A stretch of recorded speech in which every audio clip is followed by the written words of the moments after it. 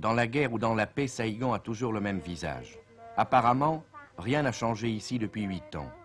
Et l'effigie que le président Diem a fait hisser au sommet de son palais, comme un paratonnerre, suffirait peut-être encore à faire illusion, si les paratonnerres souvent attiraient la foudre au lieu de l'écarter. Une foudre d'autant moins attendue celle-là que ce sont les propres aviateurs de Diem rebellés contre lui qui l'ont l'autre jour lancé du ciel. Déjà, il y a 2 ans, 2 bataillons de parachutistes avaient encerclé le palais. Les 2 fois, Diem est sorti victorieux de l'épreuve. Mais les observateurs ne s'y trompent pas.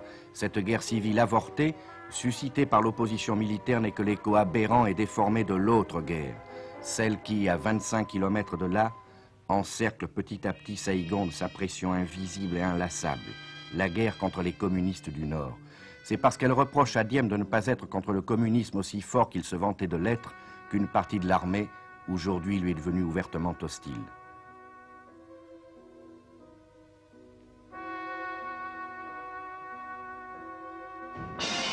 Pourtant, si la force se mesure au nombre des canons, des avions, des camions, des tanks que les États-Unis envoient à Diem par plein bateau, alors Diem est fort.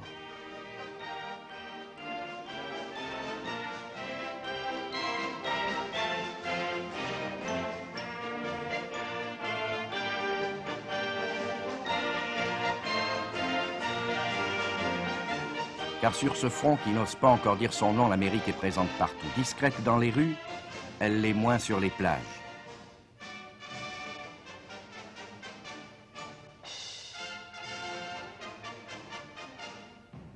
Moins dans les parcs où l'on accumule le matériel.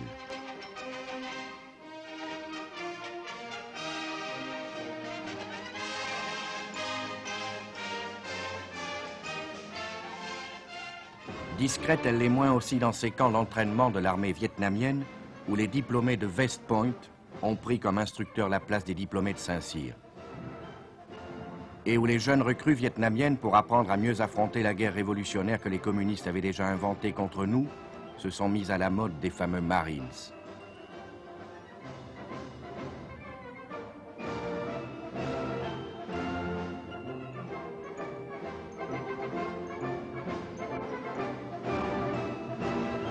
C'est que de l'entraînement à la pratique, le chemin est court. À 25 km de Saïgon, dans la plaine des Joncs, les villages encerclés par les communistes mourraient de faim sans l'avion qui leur parachute leur ravitaillement, comme on